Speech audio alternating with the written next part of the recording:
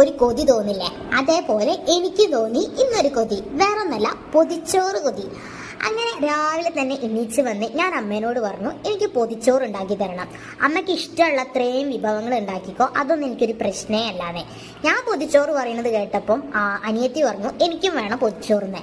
അങ്ങനെ ഞങ്ങൾക്ക് രണ്ടാക്കും കൂടി അമ്മ ഒരു ഇലയിൽ പൊതിച്ചോറാക്കി തന്നു കേട്ടോ. അങ്ങനെ ഒരുവിധ എല്ലാ വിഭവങ്ങളും അമ്മ ആക്കിയിട്ടുണ്ട്.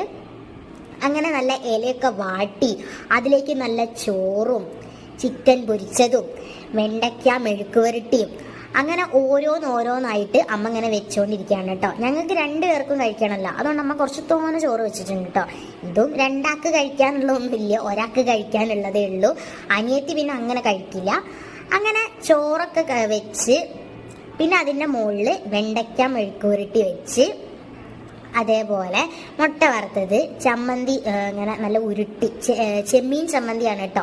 ചെമ്മീൻ ചമ്മന്തി ഇങ്ങനെ ഉരുട്ടി അതിങ്ങനെ ആ ഒരു ബോള് പോലെ ആക്കിയിട്ട് ചോറിൻ്റെ മുകളിൽ വെക്കുമ്പോൾ ഉണ്ടല്ലോ, നല്ല രസമാണ് കേട്ടോ അതൊക്കെ കാണാനായിട്ട്. എനിക്ക് ഭയങ്കര ഇഷ്ടമാണ് ഈ പൊതിച്ചോറൊക്കെ പൊതിയുന്നത് കാണാൻ, എനിക്ക് ഭയങ്കര ഇഷ്ടമാണ് കേട്ടോ. അതുകൊണ്ട് ഞാനിത് പ്രത്യേകമായിട്ട് വീഡിയോ എടുത്തത്.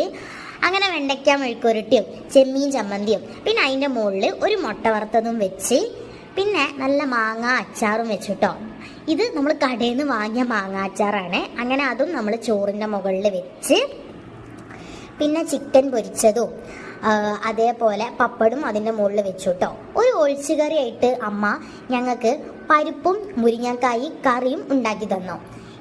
അത് പൊതിച്ചോറ് ഇപ്പോൾ വെക്കുന്നില്ല, നമ്മൾ പൊതി തുറക്കുന്ന സമയത്ത് ചോറിന് കൂട്ടി കഴിക്കാനാട്ടോ ആ ഒരു ഒഴിച്ചുകറി അമ്മ എനിക്ക് ഉണ്ടാക്കി തന്നിട്ടുണ്ടായിരുന്നത്. അങ്ങനെ അതിൻ്റെ മുകളിൽ ഒരു പപ്പടവും വെച്ച് നമ്മുടെ പൊതിച്ചോറ് അങ്ങോട്ട് സമ്പൂർണ്ണമാക്കി. ഇനി അതങ്ങോട്ട് കെട്ടിപ്പൊതിയുക, അതാണ് കേട്ടോ ഇനി മെയിന്. അങ്ങനെ അത് കെട്ടിപ്പൊതിഞ്ഞ് ഞാനത് നല്ല വിശദാക്കിയിട്ടാട്ടോ വീഡിയോ എടുക്കുന്നത്. ഞാൻ പറഞ്ഞല്ലോ, എനിക്കിതിങ്ങനെ ഇങ്ങനെ എന്താ പറയുക, ഇതിലിങ്ങനെ ഓരോന്നിങ്ങനെ വിളമ്പുന്നത് കാണുമ്പോൾ നല്ല ഇഷ്ടമാണ് കേട്ടോ ഇങ്ങനെ കാണാനായിട്ട്. പക്ഷെ ഞാൻ വിളമ്പി കഴിഞ്ഞാൽ ബോറായിപ്പോവും. അത് കുറേ എണ്ണം കുറഞ്ഞു കുറേ എണ്ണം കൂടിപ്പോവും, അങ്ങനത്തെ ഒക്കെ ഒരു പ്രശ്നം ഉണ്ടാവും.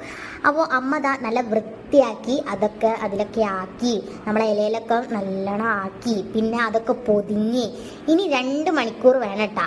അതൊരു 2-3 മണിക്കൂർ നമ്മളതിങ്ങനെ കെട്ടിപ്പൊതിഞ്ഞ് വെച്ച് 2-3 മണിക്കൂറുകൾക്ക് ശേഷം അത് തുറക്കുമ്പോൾ ആ ഒരു മണം ഉണ്ടല്ലോ, അതൊരു വല്ലാത്ത മണം തന്നെയാണ് കേട്ടോ. നമ്മുടെ മൂക്കിലേക്ക് ഇങ്ങനെ അരിച്ചു കയറുന്നില്ല, അതേമാതിരത്തൊരു മണമാണ്.